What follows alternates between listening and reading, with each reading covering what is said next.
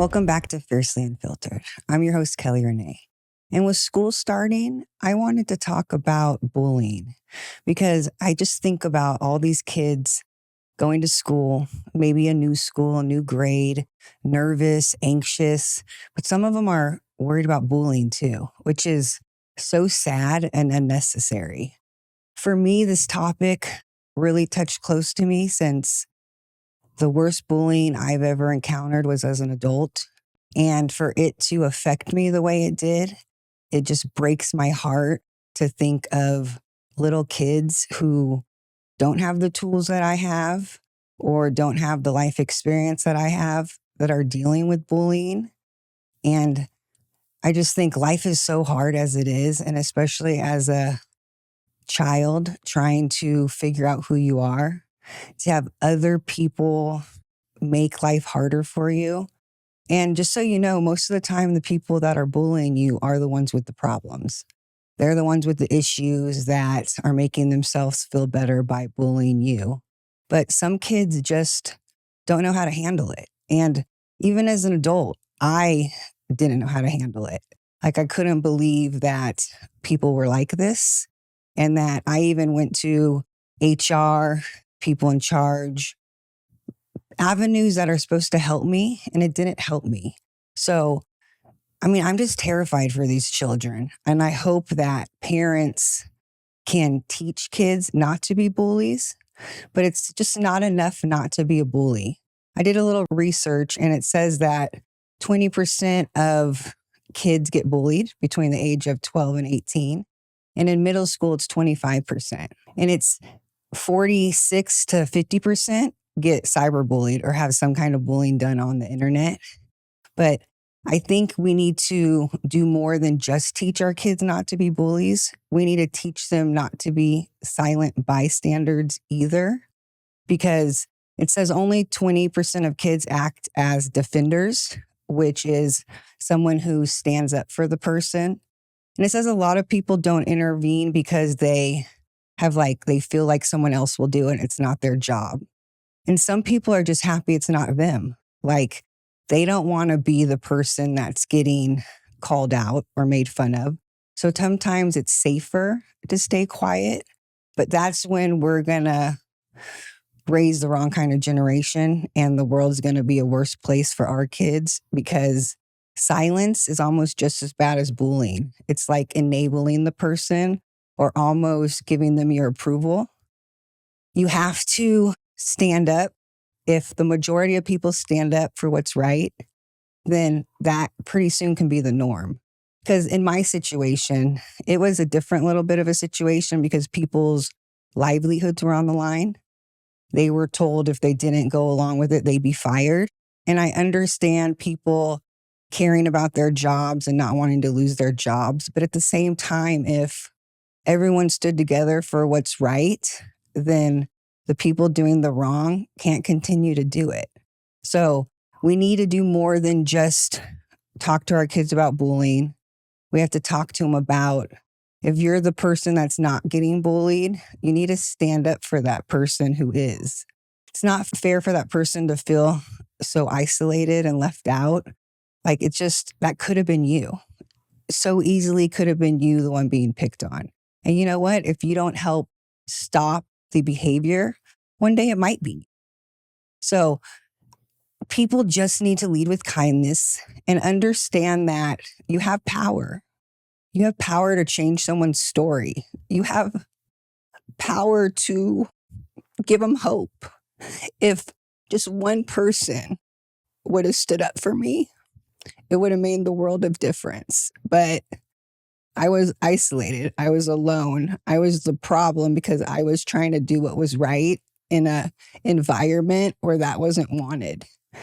And we have to make sure that it doesn't matter if honesty and doing what's right is wanted. We need to make it mandatory. We need to make it not an option for people not to live by values and integrity. We need to stand together for what's right, because courage is contagious. And just stepping up and saying something is powerful. And even if you're not the person who can stand up and say something, go check on that person afterwards. Say, I see you. I saw what happened and I'm sorry. And maybe I'm not strong enough to be a defender for you right now, but I'll be a soft spot for you to talk to. And make sure that maybe if you see it, you go report it. Because sometimes it's hard for the victim to go report it. Go say something. And if the person who's supposed to help you isn't, go to someone else. And that's something else. So if that's not you, someone who can stand up for other people, don't get the kind of job where you're required to do that, because those people are the hope for people. And if you're just one of those evil people disguised in a job where you're supposed to help, you're doing a lot more damage than you need to be doing. Go get another job, because I'm still struggling with trust. I'm still struggling on that there's good people out there, because my bully was supported. I mean, my life was threatened, and I went to the people who were supposed to help me and they didn't. Sometimes it's easier to get along with the bully and to enable them. But if that's you and that's your type of personality, then stay out of the HR jobs. Stay out of the counseling jobs at school. Stay out of the jobs where that's a necessary requirement of someone's character. Because I don't know how long it's going to take me. I've learned a lot of lessons and I'm doing better now, but I still, like I said in my last episode, terrified of trusting people, because the people that I was supposed to be able to trust, and even the people that I was supposed to be able to go to for help, didn't do their job, didn't do what they signed up to do. And it's a scary place to really see what people are capable of. I wish I didn't have to understand how evil people can actually be, but I've looked the devil in the eyes through a lot of people's faces. And to think that those people are parenting other kids to be like them breaks my heart, scares me. It's so easy for people to be parents, and it shouldn't be a job that everyone's allowed to have. But if you do decide to be a parent, teach your kid not to be a bully. But not only that, teach them to stand up for what's right. Teach them values, teach them integrity, teach them to do what's right even when no one's watching. And for this generation, someone's always watching, with a camera, with anything. Back in our day, there's so much stuff that I'm so glad weren't cameras out there. So I had to live with it every day of my adult life, bad mistakes I made as a kid. But nowadays, you don't get away with anything.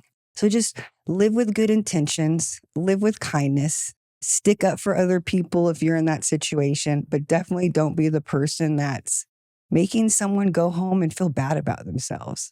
A lot of people commit suicide. I mean, I even talked about how a few years ago, I was at that point, because when no one will help you and you're just at the end of your ropes and all you get is negativity and you just want someone to hear you and no one does, it's a lonely place.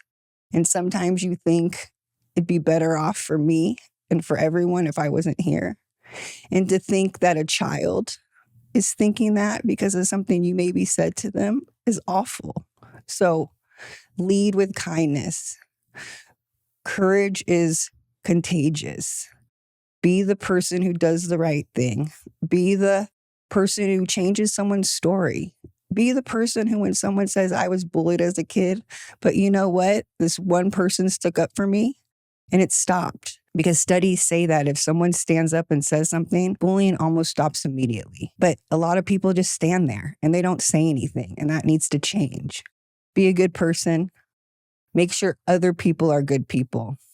And just lead by example. But also as parents, if you're a parent, if you're a teacher, remind this to your kids and also ask them. Because a lot of people don't want to share stuff like this, but sometimes it's so overwhelming they need to. So if you notice someone's down or isn't acting like themselves, ask them if they're okay. And maybe ask them multiple times. Like, I know something's wrong, just share it with me. What's going on? So they have someone to talk to. So they feel like they're not so alone, not so isolated. So just make sure you check on people. I don't know if I had those conversations with my kids when they were in high school, like, how are you guys doing? Like, I know when they were upset and they talked to me, stuff was really bad.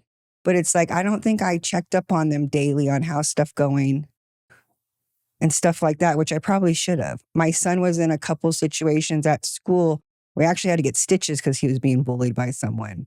And he was going to stick up for himself, but one of the school counselors actually took him out of the situation, was walking him back to the office, and the kid jumped him from behind. And my son was upset about that because he's like, if they would have let me stay with my friends, that kid would have never been able to jump me. But this teacher felt like they were taking him out of the situation, but instead they made him more vulnerable. And he actually got jumped. We had to go to the hospital. He had to get stitches. It actually went to court, and I think the kid got in trouble. But I mean, he got bullied for a stupid reason. But it's like, who are these kids that they think they could put their hands on other kids at school? Like, who are these parents that are teaching their kids that that's okay? We need to lead by example. And what scares me the most is the people I was being bullied by were all adults. They were all people that knew better.